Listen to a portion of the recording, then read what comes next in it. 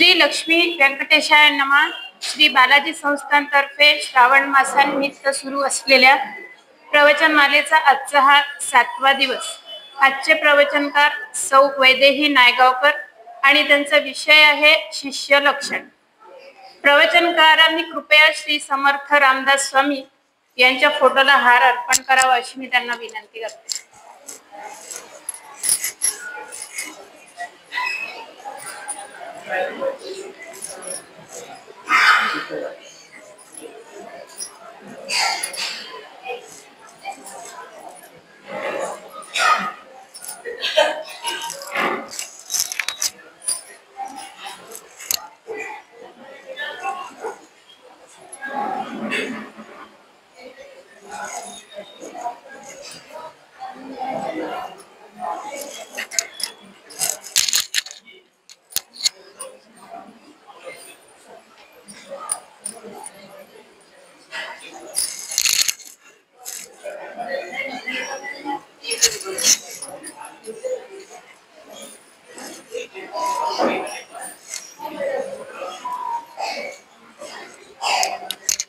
सौ वैदेही नायगावकर यांनी त्यांचे स्थान ग्रहण करावे अशी मी त्यांना विनंती करते.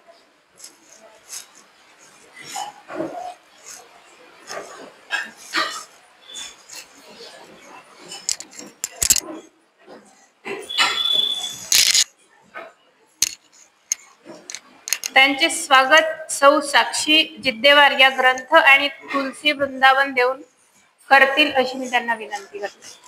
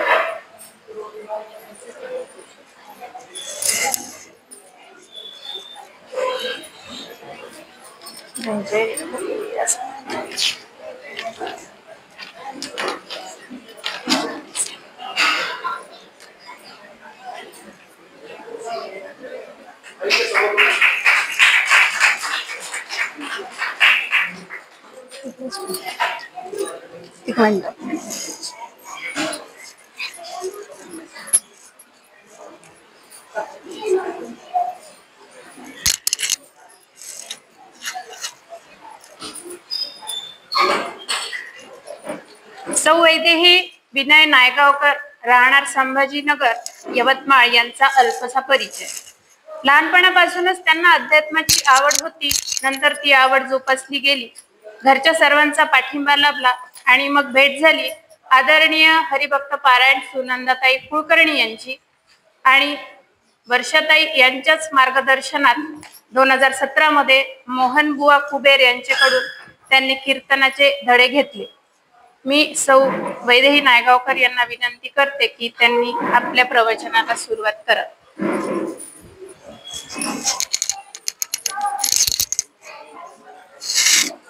जय जय रघुवीर समर्थ. श्रोता वक्ता श्रीराम समर्थ. श्रीराम समर्थ. वक्रतुंड महाकाय सूर्यकोटि समप्रभ निर्विघ्नो गुरुर्देवो महेश्वरा. गुरु साक्षात् परब्रह्म तस्मै श्री गुरवे नमः. अज्ञानतिमिरान्धस्य ज्ञानाञ्जनशलाकया चक्षुरुन्मिलितं येन तस्मै श्री गुरवे नमः. मन्नाथ श्री जगन्नाथ मद्गुरु श्री जगद्गुरु ममात्मा सर्वभूतात्मा तस्मै श्री गुरवे नमः. अनेक जन्म संप्राप्त कर्मबंध विदाहिने आत्मज्ञान प्रदानेन तस्मै श्री गुरवे नमः. श्री गणेश दत्त गुरुभ्यो नमः. गोपाल कृष्ण भगवान की जय. लक्ष्मी व्यंकटेश भगवान की जय. नमः पार्वती पते हर हर हर महादेव.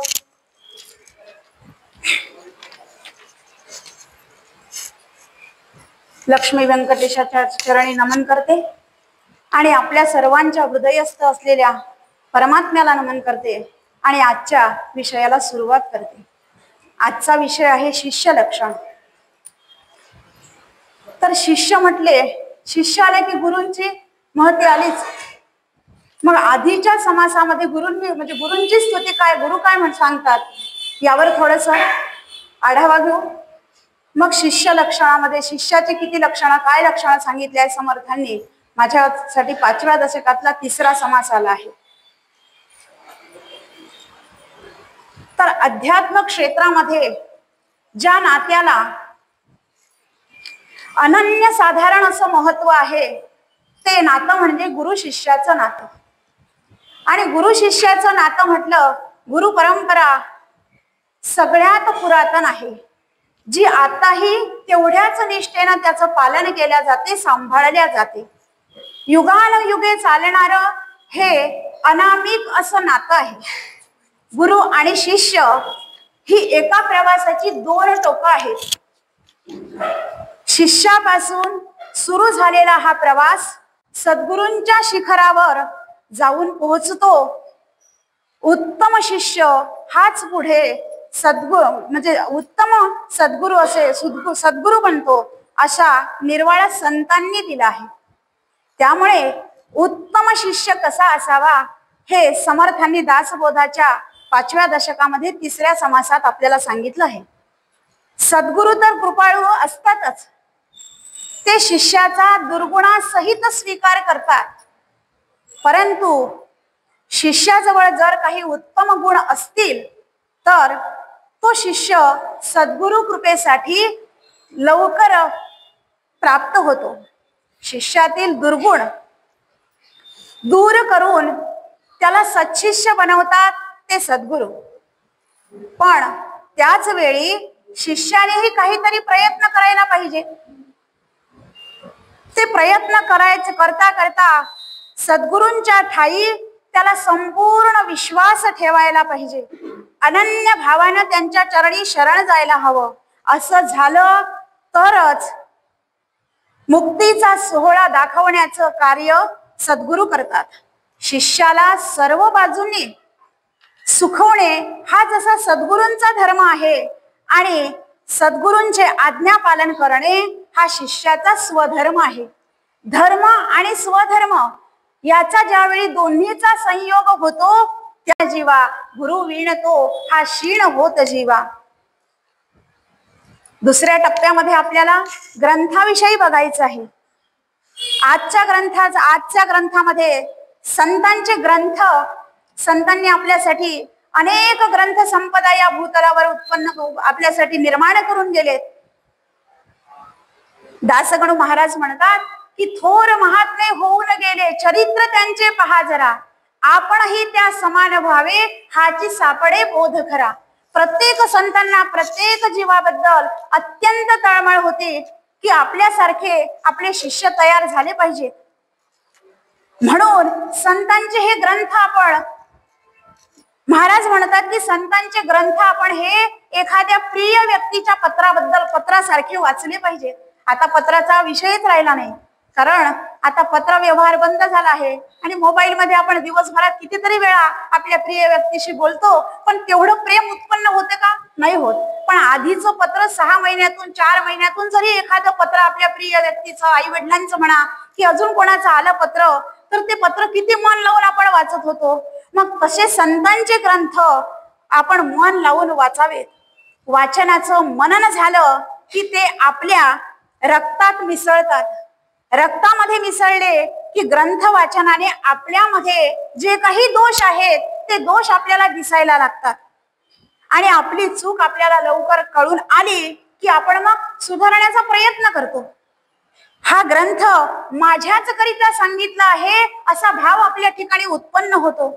जशी भगवंताने कुरुक्षेत्रावर अर्जुनाला गीता सांगितली, मग अर्जुनाला गीता सांगितली म्हणजे फक्त अर्जुनासाठी गीता होते का? नाही. संतांनी जे काही सगळं आपल्यासाठी जे सांगितलं ते संपूर्ण जगासाठी, माऊलींनी पसायदान सगळ्या संपूर्ण जगासाठी सांगितलं, मागितलं.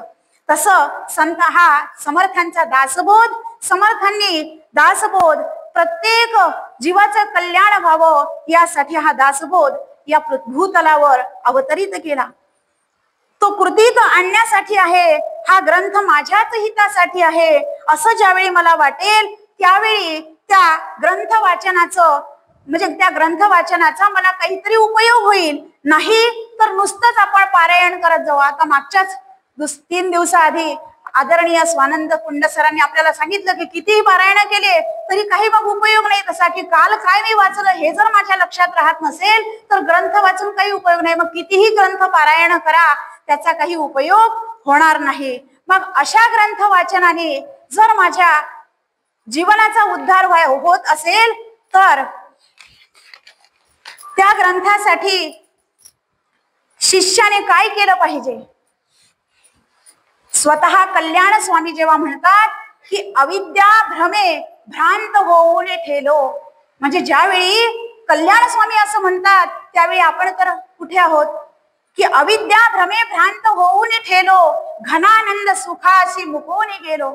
माझ्या ठिकाणी ज्यावेळी अविद्या अज्ञान भ्रांत भ्रम निर्माण होतात त्यावेळी मी माझ्या स्वस्वरूपाचं मला विस्मरण होते. अशा वेळी अशा अपवित्र म्हणजे अशा तया अशोच्या जीवाशी केला प्रबोधा. समर्थांनी अशा अपवित्र देहाला सुद्धा मध्ये प्रबोध केला. मग हा ग्रंथ किती श्रेष्ठ असला पाहिजे. समर्थांचा दासबोध म्हणजे त्याला रत्नाची खाण म्हटल्या गेली आहे आणि जे मनोबोध आहे ती तिजोरी म्हटल्या गेली आहे. मग रत्नाची खाणच जर आपल्याला प्राप्त झाली तर त्या तिजोरीमधून कितीही धन काढलं तरी ते संपणार नाही आहे. एक वेळ स्वर्गातल्या इंद्राची संपत्ती संपेल पण ही सद्गुरु कृपेची जी संपत्ती आपल्याला लाभते ती कदापिही संपत नाही. ती अक्षय आहे, अखंड आहे. मग अशी ही धनसंपदा आपल्यासाठी संत सद्गुरु ठेवून गेले. ते सर्व या ग्रंथामध्ये आपल्याला अनुभवायला मिळते. या भवसागरातून तरुण जाण्याचा मार्ग आपल्याला जो मिळतो तो या असंख्य अनेक ग्रंथामधून दासबोधामधून मनुष्याला पडलेल्या असंख्य प्रश्नाची उत्तर आपल्याला तिथे सापडतात. गुरु शिष्य संवादातून त्या ग्रंथामधून आपल्याला उत्तर मिळतात. आता शिष्य म्हटले की मी सांगितलं की गुरु आलेच. या नरदेहाची प्राप्ती होऊन जर आपल्याला सद्गुरूंची प्राप्ती झाली नसेल तर सद्गुरु विण हा देह निरर्थक आहे असं समर्थ म्हणतात. सद्गुरु विण सच्शिष्य तो वाया जाय निशेष. का सच्शिष्य विण विशेष सद्गुरु शिणे. सद्गुरु जसे अधिकार संपन्न असतात उत्तम असतात तसेच शिष्यही उत्तम असायला पाहिजे. मग शिष्य जर उत्तम असला सच्शिष्य भेटला नाही तर सद्गुरूंना व्यर्थ क्षीण येतो. जसे की उत्तम सुपीक जमीन आहे ती जमीन कसून आपण शुद्ध केली. कारण उन्हाळ्याच्या शेतकऱ्याचं जीवन अगदी जवळून बघा की उन्हाळा सुरू झाला की त्याला शेतीमध्ये मशागत करावी लागते. किती कष्ट करावे लागतात. ती शेती नांगरून हे करून सगळं पीक पेरण्यासाठी बीज बियाणं पेरण्यासाठी त्याला ती भुसभुशीत करून ठेवावी लागते. तसं उत्तम सुपीक पीक आहे जमीन आहे ती कसून शुद्ध केली पण बियाणं जर तिथे सडकं आणि कुचकं पेरलं तर पीक येणार नाही. तद्वतच गुरु अत्यंत अधिकारी आहेत आणि शिष्य साधनेला जर कसून तयार नसेल तर त्या शिष्याचे इहलोकीही कल्याण होत नाही आणि परलोकीही कल्याण होत नाही. याकरिता दोन्हीही समसमान असले म्हणजे जास्त काही प्रयत्न करावे लागत नाही. जमीनही सुपीक आहे आणि बियाणेही उत्तम आहे म्हटल्यानंतर पीक भरभरून येणारच. म्हणून दोघांचंही त्या लवकर म्हणजे तात्काळ काम होतं. म्हणून सद्गुरु आणि सच्शिष्य तेथे न लागती सायास. त्या उभयतांचा हव्यास पुरे एक सरा. परंतु भूमी शुद्ध आहे. जमीनही कसून शेतकऱ्यांनी तयार करून ठेवली आहे. बीजही उत्तम घेतलं आहे पण पाऊसच आला नाही तर पीक हातामध्ये येणार नाही येत नाही. तसंच अध्यात्माचं निरूपण जर नसेल तर शिष्याला स्वानुभव येणार कुठून. मग शिष्याला अधिकारी गुरु भेटले पाहिजेत आणि अधिकारी गुरूंना अधिकारी शिष्य मिळायला पाहिजे. आता शेतामध्ये बी पेरलं आहे त्याला सुंदर अंकुरही आले आहेत पण त्याची नीट काळजी जर आपण घेतली नाही, निगा राखली नाही, तर ती मेहनत त्या शेतकऱ्याची, त्या साधकाची व्यर्थ जाते, वाया जाते. त्याप्रमाणे साधकाने गुरूंनी जर सांगितलेलं साधन केलं नाही तर त्याच्या जीवाचं कल्याण होणार नाही. गुरु आज्ञा पालन हा एक गुण शिष्याच्या अंगी असणं फार महत्वाचं आहे. आणि सर्वात महत्वाचा गुण तोच आहे की गुरु आज्ञा पालन.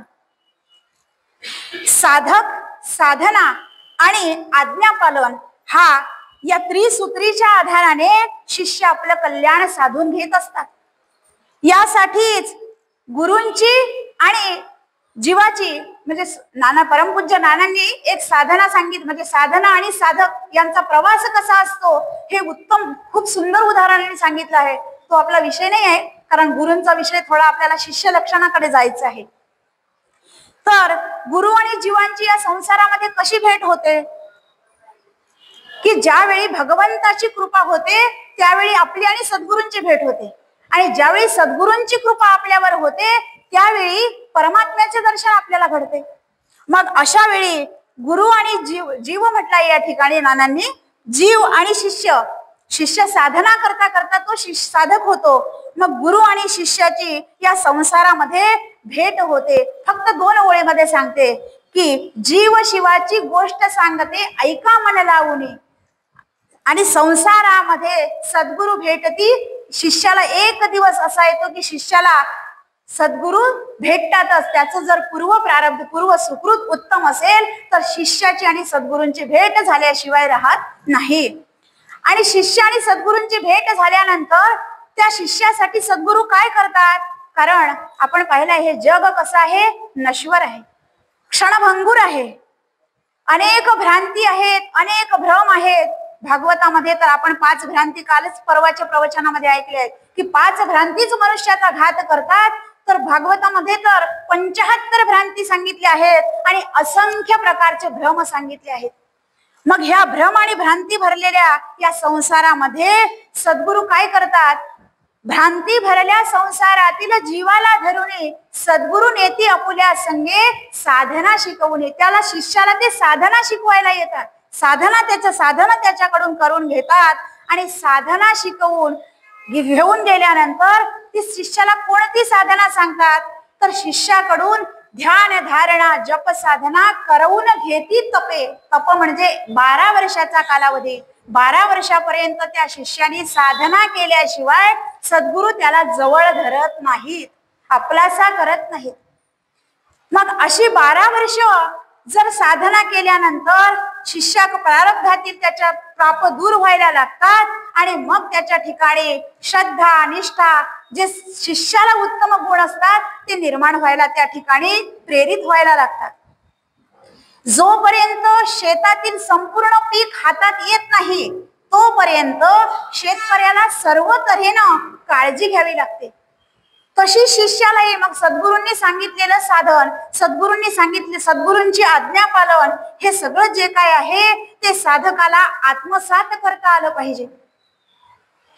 सद्गुरूंची भेट झाल्यानंतर, प्राप्ती झाल्यानंतरही त्याला स्वस्थ बसून चालत नाही, कारण आत्मज्ञान झालं तरी त्याने साधना करत राहिलंच पाहिजे. कारण एकदा पीक आलं की संपलं का, कारण एका वर्षभरामध्ये जे पीक घेतलं की संपलं का, त्याची शेती संपणार नाही. कारण पुढच्या वर्षीसाठी त्याला पुन्हा तीच तयारी करून ठेवावी लागते. आणि पीक पेरणीसाठी जसं शेत मशागत करून ठेवावं लागते तसं शिष्याला आपल्याला आत्मज्ञान जरी झालं तरी साधन सोडता येत नाही.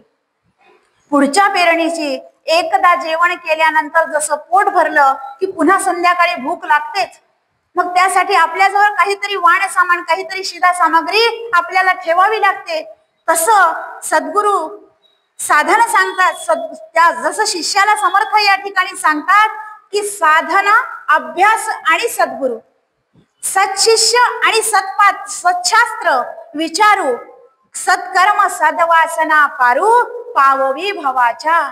या भवसागराच्या पार जायचं असेल तर अभ्यास, साधना, सद्गुरू, साधन, अभ्यास, सद्गुरू, सच्छिष्य आणि सच्छास्त्राचा विचार करणारा जर शिष्य असेल तर तो या भवसागरातून पार होऊ शकेल. नित्य साधना, त्याचा अभ्यास आणि मार्गदर्शक श्री गुरु यांच्या आदेशाचं पालन करणारे, आणि पालन नुसतं पालन नाही, कसोशीने पालन करणारे जर सच्शिष्य असतील, शास्त्र विचार करणारा, सत्कर्म करणारा, सद्वासना या सर्व गोष्टी जर शिष्याच्या ठायी असतील तर भवसागरातून तो शिष्य पार झाल्याशिवाय राहत नाही. सद उपासना, सत्कर्म, सत्क्रिया, स्वधर्म, सत्संग आणि नित्यनेम ह्या गोष्टी जर निरंतर असतील, निरंतर पाहिजे, नित्यनेम सांगितलं आहे गुरूंनी. कारण म्हणजे 4 दिवस साधन केलं आणि सोडून दिलं तसं नाही. जसं शेतकऱ्याला वर्षभर काम करून शेतीसाठी मशागत करावी लागते, तसं शिष्याला हे निरंतर करत राहावं लागते. त्यावेळी त्या शिष्याच्या ठिकाणी विमल ते ज्ञान आहे, सद्गुरु ते ज्ञान स्थिर करतात आणि शिष्याला, अन्यथा बळेच काय होईल, जर शिष्य त्या साधनेचं साधन जर करत नसेल तर शिष्य उगाच पाखंडाचा प्रसार प्रचार होतो. यात शिष्याला मात्र काही दोष नाही लागत, परंतु सर्व काही सद्गुरूंच्यावर अवलंबून असते. शिष्य कितीही अवगुणे असू द्या, परंतु सद्गुरु काय करतात की नाना प्रयत्न करून त्याच्या ठिकाणी बदल घडवून आणतात. समर्थ गजानन महाराजांच्याच विजय ग्रंथामधला एक हे आहे की शिष्य कितीही अवगुणी असला तरी तो सद्गुरूंच्या मार्गदर्शनामध्ये सुमार्गावर चालायला लागतो. अचिंत्य जगता प्रति कृती तुझी न कोणा कळे, की सुमार्गी वळे, म्हणजे कितीही खल गुणे असो की खल असो तो सुमार्गी वळतो, म्हणजे त्या मार्गावर तो चालायला लागतोच. तरी शिष्य कितीही अवगुणे असू द्या, सद्गुरूंच्या कृपेने त्याच्या ठिकाणी बदल निश्चितच होतात. अवगुण जाऊन त्याच्या ठिकाणी सद्गुण निर्माण होतात, त्याच्यामध्ये चांगला बदल होतो. पण सत्शिष्य असेल आणि सद्गुरु, जर सत्शिष्य असेल आणि असद्गुरु असतील तर त्यांच्यामध्ये काडी मात्र ही बदल होणार नाही. कारण सद्गुरूंचे आशिष्य पालटे, परंतु सत्शिष्य असद्गुरु न पालटे, काजे थोरपण तुटे म्हणून या सर्व कारणासाठीच सद्गुरु पाहिजे आहेत. कारण सत्शिष्य असला आणि असद्गुरु जर असतील तर त्या शिष्याच्या कितीही प्रयत्न केले शिष्याने तरी त्यांच्यामध्ये पालट होत नाही. कारण सद्गुरूंच्या ठिकाणी मोठेपणाचा अभिमान असतो. ते असद्गुरुच म्हटलं आहे त्यांना, हे समर्थ सांगतात. मग या सगळ्या गोष्टीसाठी शिष्याला सद्गुरूच प्राप्त करून घ्यावे लागतात. श्री सद्गुरूंचीच अत्यंत आवश्यकता असते. ब्रह्मधिष्ठित करुणावत्सल सद्गुरु भेटले तर सन्मार्ग प्राप्त होतो. आत्मकल्याण साधण्यासाठी मुख्य सद्गुरूंची भेटच श्रेष्ठ आहे, बाकी सर्व गोष्टी व्यर्थ ठरतात. ज्या शिष्याला गुरुकृपेची खरंच तळमळ लागते, गुरुकृपेची जया जीवनी पहाट येते मंगल फुलोनी, तयास श्रीहरी होऊनी अंतर्बाह्य राखे सदा. ज्या शिष्याला सद्गुरूंच्या विषयी तळमळ लागते की मला काहीतरी प्राप्त करून घ्यायचं आहे, अशी तळमळ ज्यावेळी त्याच्या ठिकाणी निर्माण होते आणि त्यावेळी काय होते की प्रत्यक्ष परमेश्वरच त्या शिष्याचं रक्षण करतात. आणि सद्गुरूंची शिष्याची भेट झाल्यानंतर सद्गुरु, मी आधी सांगितलं की साधना करून घेतात. साधना घेती कठोर संत, खरोखरी ना आधी कोणाही प्रत, धरिती जवळ आपल्या कधी. मात्र एकदा स्वीकारिता अनन्यपणे तो शिष्य वागता, उदंड कृपा कल्याण तत्वता करीती त्याचे निर्धारणे. तो शिष्य जर सद्गुरूंनी सांगितलेल्या सगळ्या सूचनेचा आज्ञापालन करणारा असेल तर त्याचं कल्याण झाल्याशिवाय राहत नाही. अशीच तळमळ कल्याण स्वामींना लागली होती. कल्याण स्वामींना ज्यावेळी समर्थांना विचारलं की या भवसागरामधून पार होण्यासाठी आम्हाला काहीतरी मार्ग सांगा, त्यावेळी समर्थांना अत्यानंद झाला आणि हा दासबोध या भूतलावर अवतरित झाला. मग असा शिष्य की ज्याचं लक्षण सांगताना समर्थ म्हणतात, मुख्य सत्शिष्याचे लक्षण सद्गुरु वचनी विश्वास पूर्ण, अनन्य भावी शरण त्या नाव सत्शिष्य. ज्याचा अनन्य भाव आपल्या सद्गुरूंच्या चरणाठायी असतो त्याला अनन्य असं शिष्य म्हटलं आहे. या ठिकाणी एक दृष्टांत सांगते आणि मग पुढे जाऊ. उडिया बाबा नावाचे एक संत होऊन गेले. ते ओरिसा भागातले संत. आता हे उडिया बाबा सद्गुरु पदाला पोचलेले होते, परंतु काय होतं की त्यांचं ते अपेय पान करणारे सद्गुरु होते. त्यांच्याकडे एक दिवस अत्यंत गांजलेला दीन दरिद्री झालेला एक पुरुष त्यांच्याकडे आला आणि त्यांना म्हणाला की मला काहीतरी अनुग्रह मंत्र द्या. त्यावेळी हे उडिया बाबा काय झालं की नशेमध्ये होते. त्यांनी मंत्र या दिला व्यक्तीला आणि सांगितलं मंत्राचा जप कर. आता या मंत्रात त्यांनी मंत्र जो दिला तो या शिष्याला चुकीचा मंत्र सांगितला गेला, परंतु हा शिष्य इतका म्हणजे हे होता, अनन्य भाव होता त्याचा त्या उडिया बाबांवर.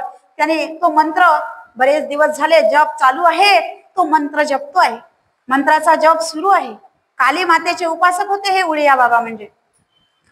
आता हा मंत्राचा जप सुरू आहे, मंत्र सुरू आहे, परंतु तिकडे काली मातेला काही राहवल्या गेलं नाही. तिने या व्यक्तीला दर्शन सगुण रूपामध्ये दर्शन दिलं आणि दर्शन दिल्यावर सांगते की अरे तुला बाळ, तू मंत्र जो जपतो आहेस तो चुकीचा आहे. परंतु हे उडिया बाबा मातेला म्हणतात की माते, तू जगन्माता आहेस, माझ्या गुरूंनी मला हा मंत्र दिला आहे, तू त्यांना काही म्हणू नको. हा चुकीचा मंत्र असला तरी मी कोणाचंही काही ऐकणार नाही. माझ्या सद्गुरूंनी तो मला मंत्र दिला आहे ना, तो मंत्रच मी जपणार, मी कोणाचंही काही ऐकणार नाही. परंतु काली मातेलाही काही राहवण्या गेलं नाही. काली मातेने पुन्हा त्याला सांगितलं की अरे जरी तुझा मंत्र चुकीचाही असला तरी ते गुरु अयोग्य आहेत. परंतु त्यावेळी मात्र त्या व्यक्तीला अत्यंत राग आला आणि त्यावेळी सांगितलं की माते, माझ्या गुरूंना अयोग्य म्हटल्यामुळे मला काही आवडलेलं नाहीये, परंतु जर म्हणे त्यांनी चुकीचा मंत्र दिला असता, चुकीचा मंत्र असेल तर मी थोडा काळच म्हणजे मला जास्त दिवस झाले नाही मला हा मंत्र जपायला, मला तुझं सगुण रूपामध्ये दर्शन झालं, मग हा मंत्र कसा चुकीचा असू शकतो, ते सद्गुरू कसे चुकीचे असू शकतात. तो असा श्रेष्ठ भाव त्या उडिया बाबांवर त्या व्यक्तीचा असला पाहिजे. तो शिष्य तसा असला पाहिजे. शिष्य कसा असावा, लोकमान्य टिळकांसारखा असावा. आज त्यांची पुण्यतिथी आहे, त्यांच्याही चरणी त्रिवार वंदन करते. लोकमान्य टिळकांसारखा शिष्य म्हणजे धैर्याचा, धारिष्ट्याचा शिष्य. कारण वर्गामध्ये कुणीतरी शेंगांचे टरफल टाकून दिले, खाता खाता टाकले आणि वर्गामध्ये मुख्य शिक्षक आल्यानंतर हे टरफल तुला उचलावे लागतील, परंतु लोकमान्यांनी सांगितलं मी केले नाहीत ते मी उचलणार नाही. परंतु शेवटी म्हणजे शिष्य गुरूंनाच त्याला म्हणजे हार मानावी लागली त्यांच्या पुढे. एवढा धारिष्ट्याचा शिष्य असला पाहिजे. असा विश्वास आपल्या सद्गुरूंवर या शिष्याचा असला पाहिजे. शिष्य लक्षणामध्ये 19 ते 38 ओवीपर्यंत शिष्य लक्षणच सांगितली आहेत. शिष्य निर्मळ असला पाहिजे, आप परभाव त्याच्या ठिकाणी नसला पाहिजे, आचारशील असला पाहिजे, त्याचं आचरण उत्तम असलं पाहिजे, विरक्त असला पाहिजे, कुठल्याही गोष्टीमध्ये तो गुरफटलेला किंवा आसक्त नसावा. आपल्यातील असलेल्या दोषाची त्याला जाणीव झाली पाहिजे. माझं कुठे चुकलं हे पटकन त्याच्या लक्षात यायला पाहिजे, आपले दोष त्याला कळले पाहिजेत. पश्चाताप वाटणारा असला पाहिजे की काहीतरी घडून गेला आहे, माझ्या हातून चुकी झाल्यामुळे मला पश्चाताप झाला पाहिजे, असा तो शिष्य असला पाहिजे. सर्व प्रकाराने निष्ठा म्हणजे पश्चाताप वाटणारा, निष्ठावंत, पवित्र आचरण असलेला, सर्व प्रकारे नियमाचं पालन करणारा असला पाहिजे. साधना करायची असेल तर नियम आलेच. नियम केल्याशिवाय साधकाला साधन करता येत नाहीत. परमात्म्यावर लक्ष केंद्रित करणारा, धैर्यवान, उदार, परमार्थाविषयी तत्पर, अति तत्पर असलेला पाहिजे. परोपकारी आणि निर्मत्सरी असला पाहिजे. तो कोणाचाही मत्सर करणारा नसावा.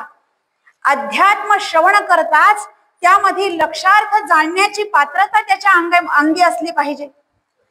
अत्यंत शुद्ध, अतिशय सावध, अनेक गुणांनी संपन्न असा शिष्य असला पाहिजे. शिष्य पाहिजे परमशुद्ध, शिष्य पाहिजे परम सावध, शिष्य पाहिजे अगाध उत्तम गुणांचा. शिष्य प्रज्ञावंत, प्रेमळ, भक्त, नीतिमान, मर्यादाशील, युक्तिवंत, बुद्धिमान, नित्यानित्य विचार करणारा, म्हणजे नित्यानित्य विचार, नित्य काय आहे अनित्य काय आहे हे त्याला कळलं पाहिजे आणि असा वागणारा असला पाहिजे, धाडसी असला पाहिजे, दृढ व्रती असला पाहिजे, सात्विक, भजन तत्पर आणि नित्य नियमानं साधना करणारा असला पाहिजे. तो साधक, त्याला साधक म्हटलं आहे, त्याला सत्शिष्य म्हटलं आहे. गुरूंच्या चरणी त्याचा दृढ विश्वास असलाच पाहिजे.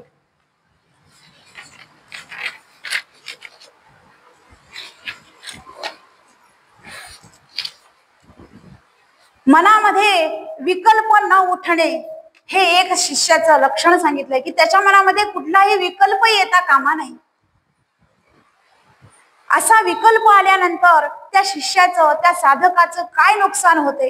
एक छोटासा दृष्टांत. अक्कलकोट स्वामींच्या अक्कलकोट नगरीमध्ये स्वामींची एक वृद्ध शिष्या राहायची. आता सगळं आयुष्य स्वामींच्या चरणी घालवल्यावरही तिच्या मनामध्ये विकल्प आलाच कसा याचं पहिल्यांदा आश्चर्य वाटतं. समर्थ एक दिवस, तिला असं पुष्कळ दिवसापासून वाटत होतं की माझ्याकडे समर्थांनी यावं आणि मी केलेलं आटी व दूध मी त्यांना प्यायला देईन असं तिला वाटत होतं. खूप दिवस झाले ही इच्छा तिच्या मनामध्ये येत होती. एक दिवस अचानक स्वामी तिच्या घरी आले आणि तिला सांगितलं की मी आज 12 वाजता तुझ्याकडे दूध प्यायला येणार आहे. आता वृद्ध असल्यामुळे, जरी वृद्धही आहे तरी तिने फक्त एक विचार करायला पाहिजे होता की महाराज आता सांगून गेले मला येणार. एकच कर्तव्य होतं की त्या आजीने काय करायला पाहिजे होतं की महाराज येणार म्हटल्यानंतर 12 वाजताच्या आधी ते दूध तयार करून ठेवायचं आणि स्वामींची वाट बघायची. परंतु झालं काय की उलटा विचार केला, मनामध्ये विकल्प आला. स्वामी आता माझ्या घरी येऊन सांगून गेले आणि स्वामींची स्थिती आपल्याला माहित आहे की कसे होते, अवलिया स्थितीत होते. ते कुठेही निघून गेले की यायचे नाही, 2-2 दिवस दिसायचे नाही, आंघोळ केल्यावर तसेच बसून राहायचे, अशी त्यांची ती वृत्ती होती. परंतु आता हिला वाटलं महाराज आता आले, आता काही माझ्याकडे येणार नाही. ते दूध गरम म्हणजे दूध आटीव दूध करायचं सोडून विकल्पाच्या याच्यामध्ये शिरले आणि महाराजांनी विचार करते, मनामध्ये म्हणते दूध आता गरम दूध करून ठेवलं तर ते दूध वाया जाईल, आलेच नाही तर काय करू, असं विचार करता करता तात्काळ महाराज तिच्या समोर हजर झाले आणि तिला म्हणतात की बाई तुला वाटत होतं ना की तुझं दूध वाया जाईल पण आता आम्ही येणार नाही. काय झालं की एका थोड्याशा विकल्पामुळे महाराजांचं दर्शन, म्हणजे महाराजांनी ती सेवा मान्य करून घेतली असती तर तिला महाप्रसादच प्राप्त झाला असता. परंतु एका विकल्पामुळे सगळं पाण्यात गेलं. मग असा विकल्प असलेला शिष्य नसावा. आपल्या ठिकाणी कधी कधी विकल्प येतो पहा. आपण मंदिरात दर्शनाला जातो, मोठी मोठी अक्कलकोट, शेगावला मोठीच्या मोठी लाईन असते बघा. आता श्रावण महिना सुरू आहे, महादेव मंदिरामध्ये जा किती मोठी लाईन. माझ्याही मनामध्ये असा एकदा प्रश्न आला होता की बापरे एवढ्या मोठ्या लाईन मध्ये राहायचं, परंतु त्याला बरेच दिवस झाले.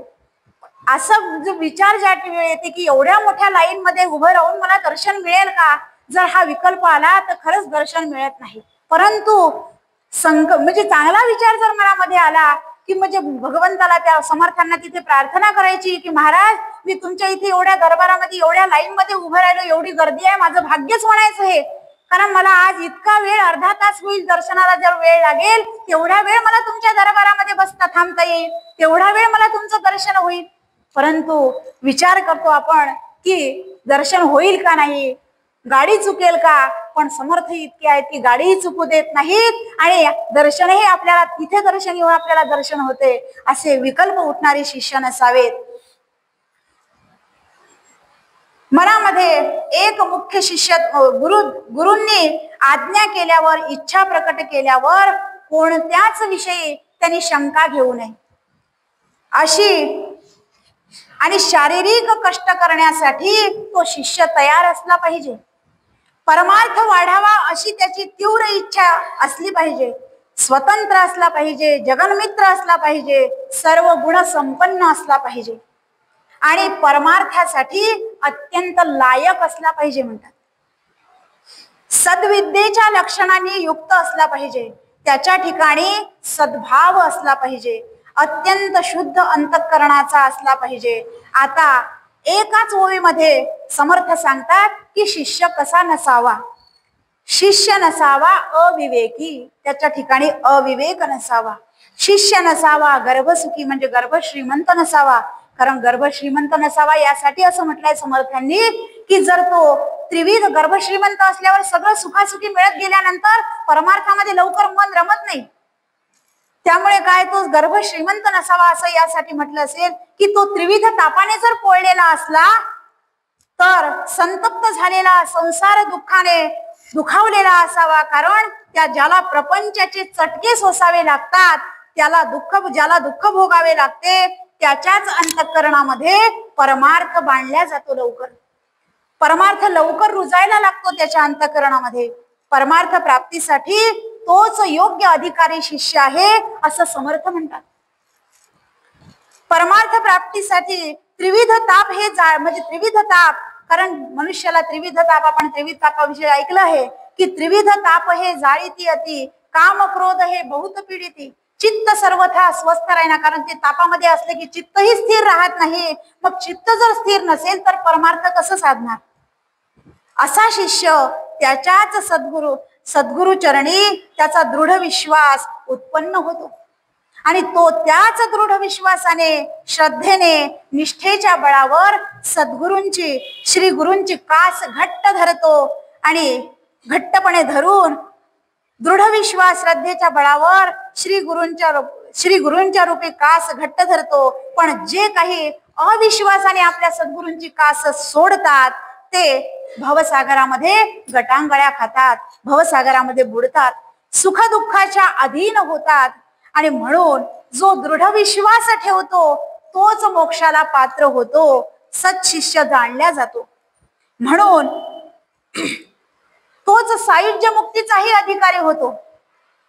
आणि मग तो संसारातील संकटांना, कितीही संकट येऊ द्या, ब्रह्मांड पालथ पडायची जरी वेळ आली तरी डगमगत नाही, कारण त्याला सद्गुरूंचा आधार असतो. आणि मग तो संसारातल्या संकटाने गर्भगळीत होत नाही. सद्गुरूपेक्षा देव मोठा असा जर द्वैत भाव ज्या शिष्याच्या ठिकाणी असेल तर त्या शिष्याला समर्थांनी करंटा असं म्हटलंय.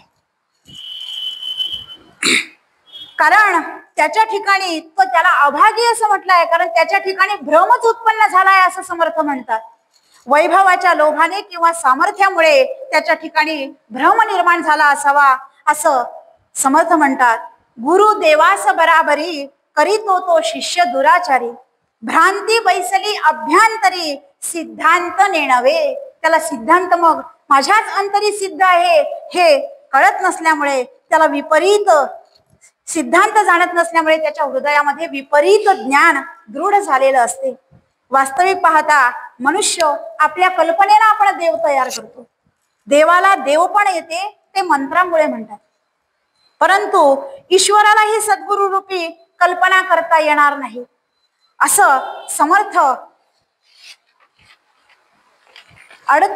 37व्या ओळीमध्ये सांगतात की सद्गुरु हे देवापेक्षाही कोटी गुणाने अधिक श्रेष्ठ आहेत. कारण द्वैत भाव बुद्धी सद्गुरु देवात अद्वैत साधी. समर्थ म्हणतात की द्वैत भाव बुद्धी जर मनामध्ये असेल तर सद्गुरु देवात अद्वैत साधल्या गेलं पाहिजे. म्हणजे सद्गुरु आणि देव वेगळे नाहीत, ते एकच आहेत. तो भक्तीची परमावधी, म्हणजे तोच शिष्य भक्तीच्या परमावधीला पोहोचू शकतो. आदि अंती एक तत्व. कारण ते परिपूर्ण अधिक श्रेष्ठ, सद्गुरु कोटी गुणापेक्षा कोटी गुणाने अधिक श्रेष्ठ आहेत, कारण ते परिपूर्ण आहेत. त्यांचे वर्णन करताच येत नाही. काय वर्णो मी उपमेसी न दिसे तुलना त्यासी. त्यांचे परिपूर्ण ज्ञान कुणालाच होत नाही. त्यामुळे यथार्थ ज्ञान करण्याच्या प्रयत्नामध्ये वेद आणि शास्त्र यांच्यातही मतभेद निर्माण झाले आहेत.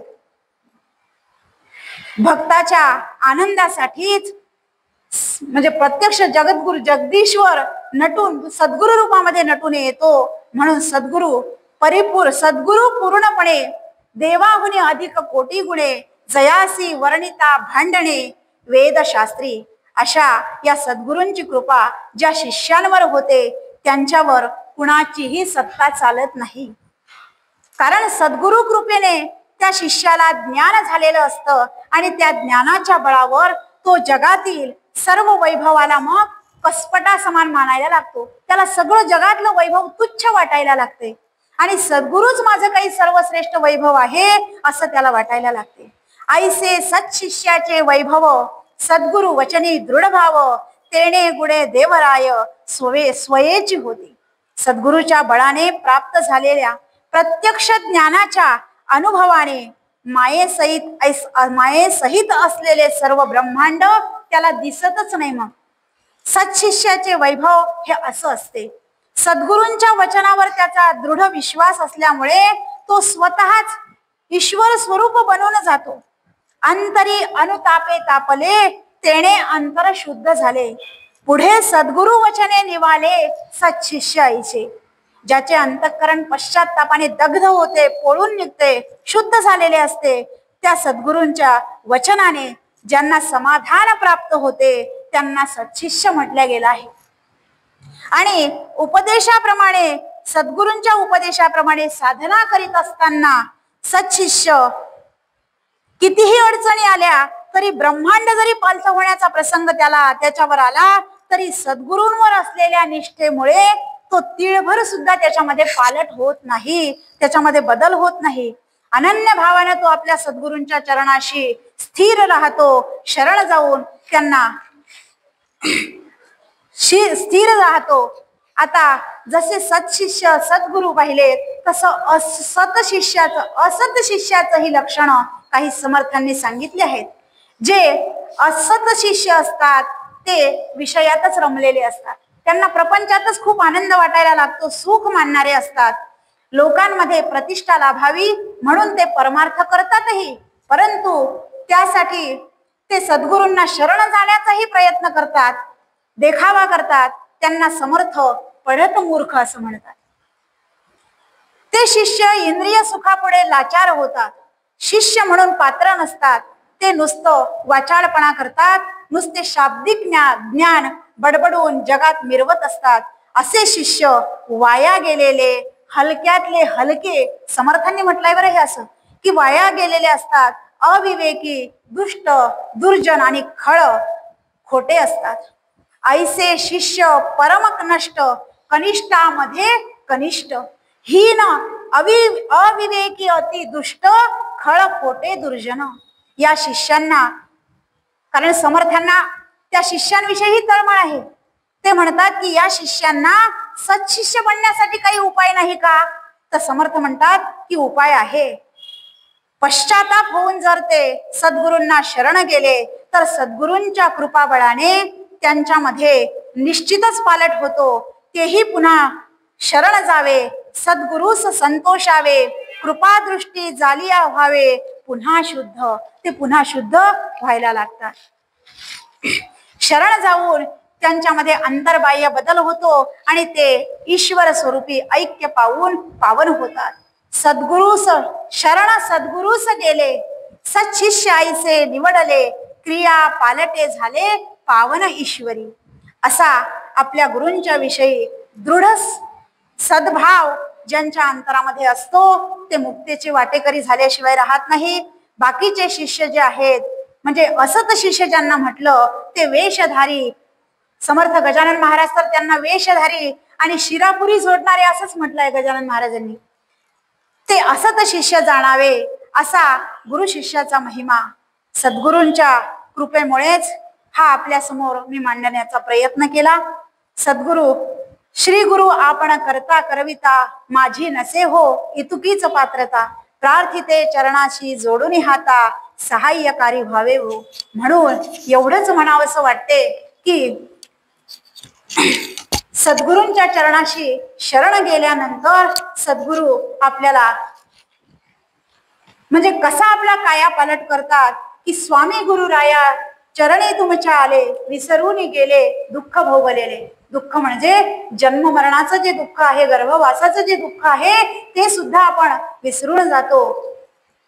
विसरून गेले दुःख सारे भोगलेले, संचितासा साठा वाहून या नेता, सावरेले नाथा तुम्हीच समर्था, पूर्व पुण्य होते गाठी म्हणून झाली भेट, अमृताची कृपा दृष्टी तारी आम्हा थेट. चढविती सोपाना घडवुनी साधना, आत्मबोधे नेती करवुनी मोक्षाची या सदना. आस या जीवाला आत्मा ब्रह्म व्हावा, अद्वैताचा गोडवा अनुभवा यावा, अनुभवा यावा, अनुभवा यावा. समर्थ चरणी जे काही विचार मला म्हणजे मांडायला आज प्रेरणा मिळाली. खरं म्हणजे पहिलीच प्रवचनाची वेळ, परंतु मला वर्षाताईंमुळे उभं राहावं लागलं. सांग म्हणजे अभ्यास करा, 2 दिवसामध्ये काय अभ्यास होणार. परंतु समर्थांना प्रार्थना केली आणि समर्थांनीच बोलवून घेतलं.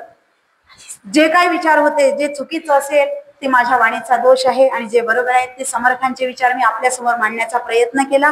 चुकलं असेल तर बोलिले लेकुरे वेडी वाकुळे उत्तरे असं म्हणून मला क्षमा करा. जे चुकलं असेल ते माझ्या वाणीला विराम देते.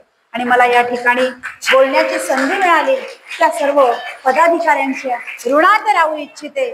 कारण आभार काय मानू शब्दापलीकडे जे, कारण आभार मानले की मग पुन्हा ऋणात राहता येत नाही, म्हणून आभार मानत नाही. आणि या ठिकाणी मी माझ्या वाणीला विराम देते. 5 मिनिटं आधी थोडं थांबावं लागेल.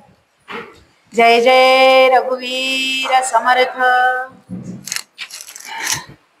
सौ वैदेही नायगावकर यांनी आजचा विषय शिष्य लक्षण हा अतिशय सोप्या आणि सरळ भाषेत समजावून सांगितल्याबद्दल मी बालाजी देवस्थान तर्फे आणि वैयक्तिकरित्या सौ रेणुका सुभद्राखे यांच्यातर्फे त्यांचे खूप खूप आभार मानते. धन्यवाद.